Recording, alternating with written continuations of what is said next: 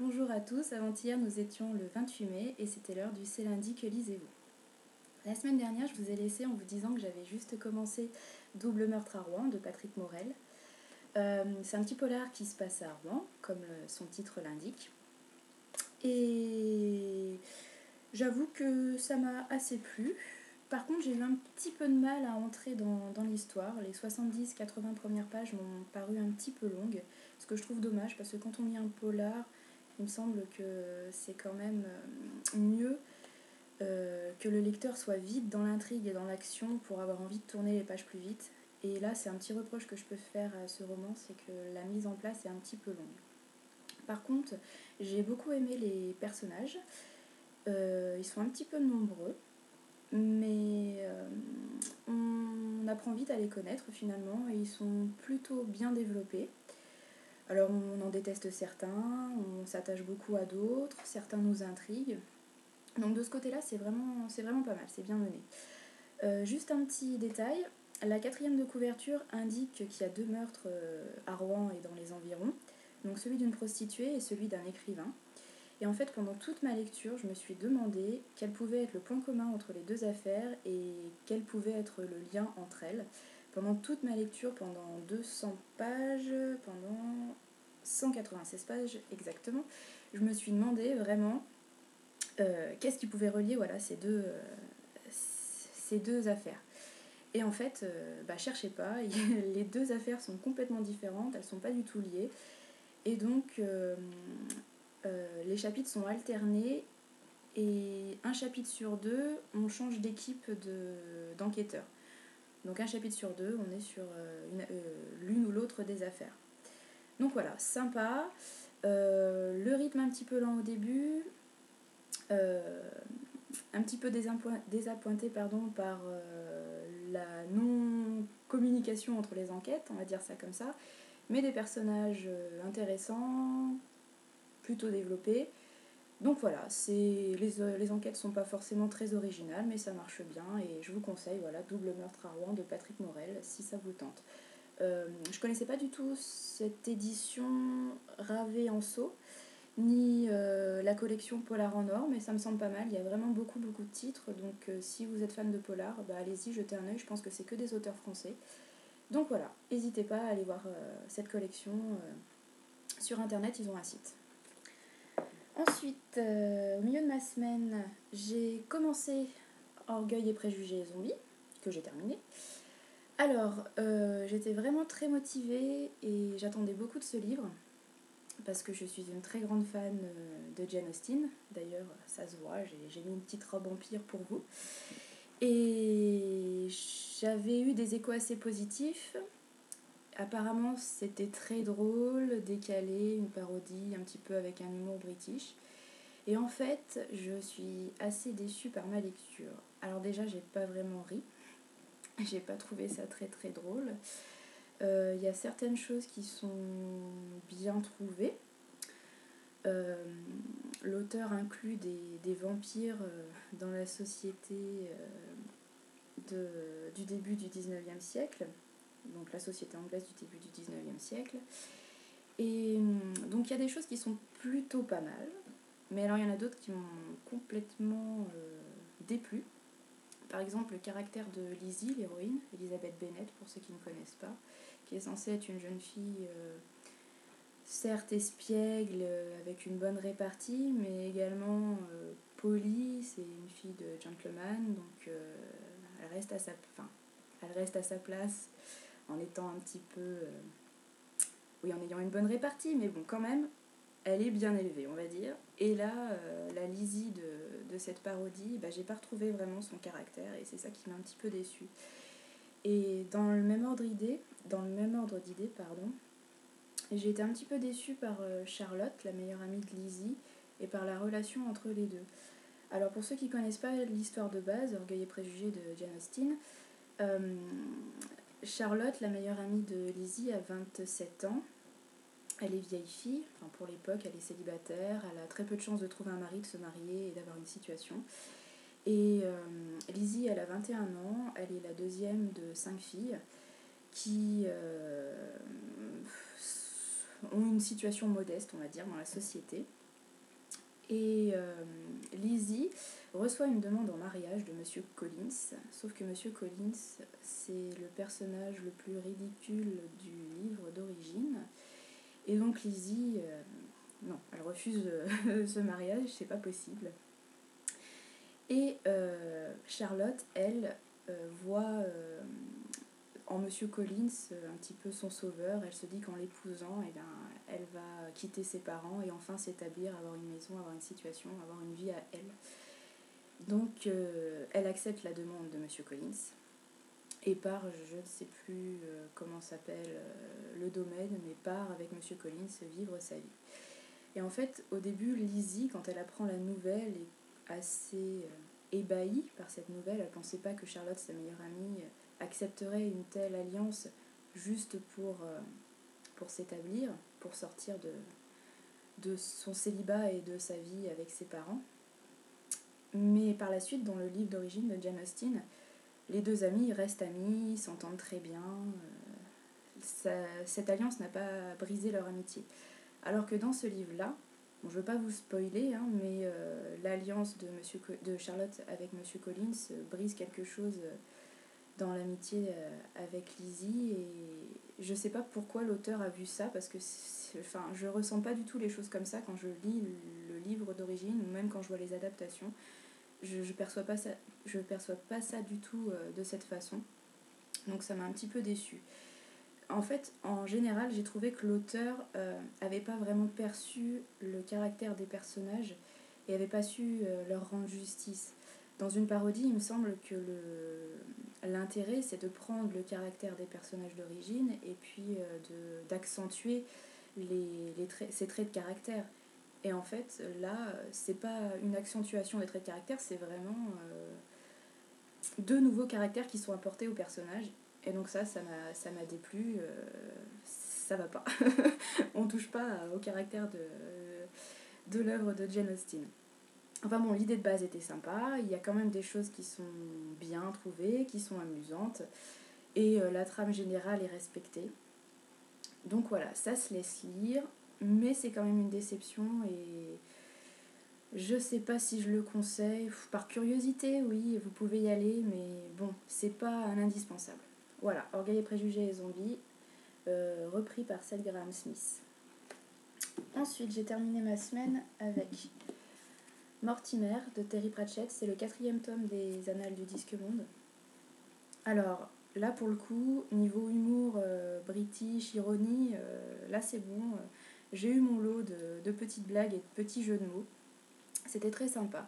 Je pense que Mortimer, ce 4e tome, c'est mon tome préféré pour le moment. J'ai beaucoup aimé que la mort soit un des personnages principaux. Et pour ceux qui ne connaissent pas, en fait, je vais vous en parler un tout petit peu. Terry Pratchett donc, a fait un très très long cycle, les Annales du Disque Monde. Il y a plus d'une 30aine de tomes pour le moment, et peut-être que d'autres sont à venir, mais il paraît que l'auteur a Alzheimer, donc je ne suis pas sûre qu'il écrive encore. Donc c'est un univers qui est très très très développé, avec de très nombreux personnages. Et donc si vous voulez, dans ce cycle, il y a des cycles internes, on va dire ça comme ça. Donc là, Mortimer, c'est le premier tome du cycle qui concerne le personnage de la mort. Donc si jamais vous ne voulez pas lire tous les tomes du premier au dernier, vous pouvez choisir de vous concentrer sur un seul personnage, donc par exemple Mortimer. Donc Mortimer, c'est l'apprenti de la mort, hein, mais vous pouvez vous concentrer sur la mort et tout ce qui l'entoure. En commençant par ce premier tome, et je pense qu'il y en a quelques autres dans les 35 ou 36 tomes qui ont déjà été écrits. Donc, pour vous résumer un tout petit peu, très rapidement, ce tome, c'est Mortimer, donc le héros de cette histoire, qui est surnommé Morty, qui est un garçon assez étrange. Je crois qu'il a 16 ans, 15 ou 16 ans, et il ne trouve pas d'apprentissage. Donc son père le conduit au marché, et il attend toute la journée qu'un patron veuille de lui. Donc il voit passer les boulangers, les menuisiers, mais personne ne veut de lui. Et à minuit, enfin, qui arrive? La mort en personne, et la mort accepte de le prendre comme apprenti. Alors Morty commence un petit peu à apprendre le métier, et il se rend compte que quand on est la mort ou son apprenti, il faut laisser un petit peu les sentiments de côté et ne pas essayer de faire la justice, sauf que Morty est jeune, donc forcément, quand la mort lui annonce qu'il faut qu'il aille récupérer l'âme d'une princesse, d'une jolie princesse qui a 15 ans, Morty il peut pas. Donc il change complètement le cours des choses et après il faut réparer ses bêtises. Donc ça c'est la première partie de l'intrigue générale. Et à côté de ça, on a la mort qui, elle, se repose de plus en plus sur son apprenti, commence à prendre des vacances. Et je vous dis pas quel métier elle choisit à la place, mais c'est assez marrant. Donc ce qui est bien avec Terry Pratchett, c'est qu'il y a beaucoup d'ironie, beaucoup d'humour, des jeux de mots. Alors je sais pas du tout ce que ça donne en anglais, j'ose pas tenter l'aventure parce que je me dis avec tous les jeux de mots, je pense que je comprendrai pas. Mais en français, c'est plutôt bien traduit, c'est amusant et vraiment, allez-y, tentez, ça se lit très bien, ça se lit très vite. Ça fait un peu moins de 300 pages, là, 297 pour ce tome-là, et je pense que tous les tomes sont à peu près équivalents. Donc voilà, Mortimer, Terry Pratchett, chez La Talente, mais ils ont été réédités en pocket pour ceux qui ont pas trop les moyens de se payer les Atalantes. Donc voilà, j'ai terminé Mortimer hier ou avant-hier, donc mardi, puisque je suis en retard et qu'on est mercredi aujourd'hui. Et donc ce matin, j'ai tout juste commencé le premier tome de Fédéline de Nadia Coste. Alors j'ai acheté ce livre en mars 2011 au Salon du Livre de Paris, et j'avais toujours pas pris le temps de le commencer, mais là, demain, je pars aux Imaginales pour quelques jours, et l'auteur sera là, alors je me dis... si je vais le faire dédicacer, c'est quand même mieux que je sache un peu de quoi parle le livre. Donc je l'ai tout juste commencé, j'ai juste lu le premier chapitre, une vingtaine de pages, donc je peux pas trop vous en parler. C'est un livre de fantaisie jeunesse, j'ai vu de très bons échos. Apparemment, certains ont trouvé que c'était très jeunesse, un petit peu lent, un petit peu classique. Mais je vous dis ça lundi prochain, je vous dirai ce que j'en aurais pensé. Pour le moment, une vingtaine de pages, j'ai pas trop eu le temps de voir ce que ça donne, mais ça m'a l'air plutôt bien écrit, assez poétique, donc on verra. Donc comme je vous l'annonçais, je pars demain pour les Imaginales à Épinal dans les Vosges. Donc je sais pas trop si j'aurai le temps de lire pendant les jours à venir, mais je vais avoir 6 heures de train aller, 6 heures de train retour. Donc j'ai prévu de continuer Fédéline et pourquoi pas de l'avoir fini avant de rencontrer Nadia Coste, qui serait bien. Et pour le retour, je prévois La peau de César de René Barjavel, que je dois lire pour une lecture commune le 6 juin, avec Linae. Alors apparemment elle l'a lu, elle a beaucoup aimé, elle a trouvé ça très drôle. Alors moi, de toute façon c'est du Barjavel, donc je sais pas si vous voyez bien avec le reflet, voilà. C'est du Barjavel, donc je sais que je vais passer un bon moment. Il y a certains Barjavel que j'aime moins que d'autres, mais pour le moment ils ont tous su me séduire pour une chose ou pour une autre. Donc là c'est un polar, j'ai jamais lu Barjavel dans ce genre-là. De toute façon je pense que c'est son seul roman du genre. C'est un des derniers qu'il a écrit avant de mourir. Et voilà, j'ai vraiment hâte de retrouver la plume de Barjavel, qui pour ceux qui ne le savent pas est mon auteur chouchou. D'ailleurs, je ne sais pas si vous avez vu, mais sur Facebook j'ai créé un album photo dans lequel j'ai mis toutes les photos de tous les titres de Barjavel que je possédais, les différentes éditions. Donc j'implore, je demande à ceux qui ont des livres de Barjavel qui ne veulent plus de penser à moi. Je suis prête à les acheter, à les troquer. Bon, par contre, je connais un petit peu la valeur des livres, donc me vendez pas un poche que je peux trouver à 50 centimes en vide-grenier à 10 €, c'est pas la peine. Mais n'hésitez pas, si vraiment vous avez des éditions que je n'ai pas déjà, donc vous pouvez voir les photos sur l'album Facebook. N'hésitez pas à me contacter, vraiment ça me ferait très très très plaisir parce que j'ai vraiment très envie d'avoir tous les titres de Barjavel dans toutes les éditions. Donc voilà, pensez à moi si vous avez un Barjavel que vous ne voulez plus ou si vous en trouvez pour quelques centimes en vide-grenier, je vous rembourserai.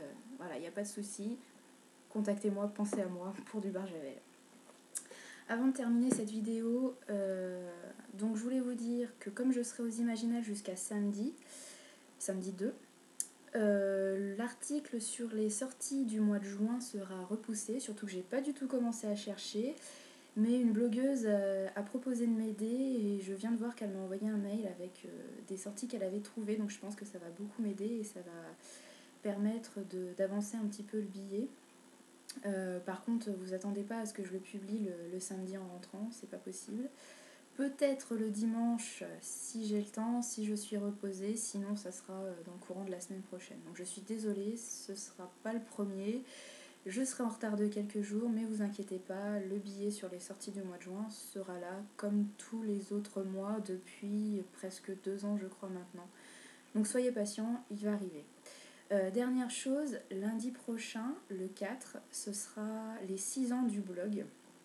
Donc je suis une blogueuse dinosaure et pour l'occasion j'ai envie de vous faire plaisir. Donc j'ai prévu de vous faire gagner quelques livres. Je pense qu'il y aura au moins 3 gagnants si c'est pas plus. Je sais pas du tout quelle forme va prendre le concours, quel livre je vais vous faire gagner, si ce sera un livre par lot ou si je ferai plusieurs livres en un seul lot, je sais pas du tout. Je vais réfléchir à ça dans le courant de la semaine prochaine. Il y aura une vidéo pour vous présenter ça.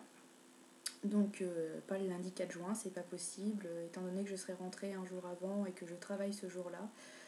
Donc ce sera dans le courant de la semaine et peut-être même en fin de semaine prochaine. Mais soyez au rendez-vous, il y aura un concours, il y aura plusieurs livres à gagner, des livres dédicacés. Je veux profiter des Imaginales pour vous faire dédicacer des livres que j'ai vraiment beaucoup aimés et vous les offrir. Donc voilà, revenez la semaine prochaine. De toute façon, je ferai passer le message sur la page Facebook, sur mon profil Facebook personnel, sur le blog, sur Livre Addict, partout où je pourrai. Ce sera ouvert à tous dans le monde entier. Par contre, comme c'est l'anniversaire de mon blog, je préfère favoriser ceux qui ont l'habitude de commenter et ceux qui me suivent depuis plusieurs mois ou même plusieurs jours, mais enfin ceux qui ont eu une interaction avec moi. Donc ces personnes-là auront déjà des chances supplémentaires pour les favoriser.